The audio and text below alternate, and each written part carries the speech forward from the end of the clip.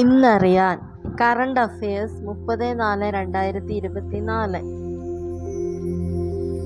നാവികസേനയുടെ മേധാവി സ്ഥാനത്തു നിന്നും പടിയിറങ്ങിയ മലയാളി ഉദ്യോഗസ്ഥൻ അഡ്മിറൽ ആർ ഹരികുമാർ.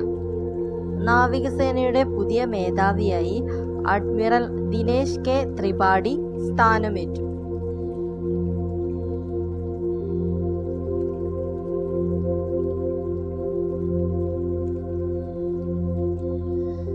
ക്രിക്കറ്റ് താരങ്ങളായ സുനിൽ വത്സനും ശ്രീശാന്തിനും ശേഷം 2024 T20 ലോകകപ്പിൽ ഇന്ത്യൻ ടീമിൽ ഇടം പിടിച്ച Malayali Sanju Samson.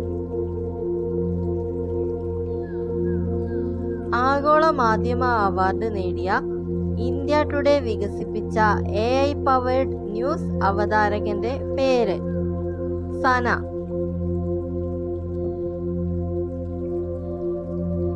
2024 Paschimbangal governor's award of excellence ലഭിച്ച മലയാള നടൻ ജഗതി ശ്രീകുമാർ.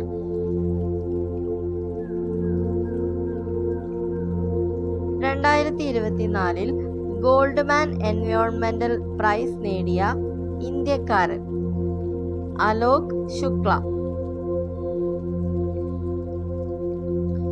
ഷാങ്ഹായിൽ നടന്ന archery world cup stage 1 hattrick സ്വർണം നേടിയ ഇന്ത്യൻ വനിതാ താരം ജ്യോതി സുരേഖ വെനം.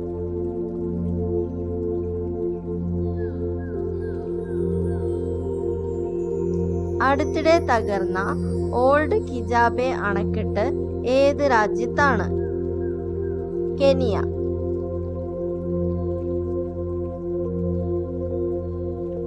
അന്താരാഷ്ട്ര വനിതാ ക്രിക്കറ്റിൽ ഇന്ത്യക്കായി കളിക്കുന്ന രണ്ടാമത്തെ മലയാളി വനിത സജന സജീവൻ.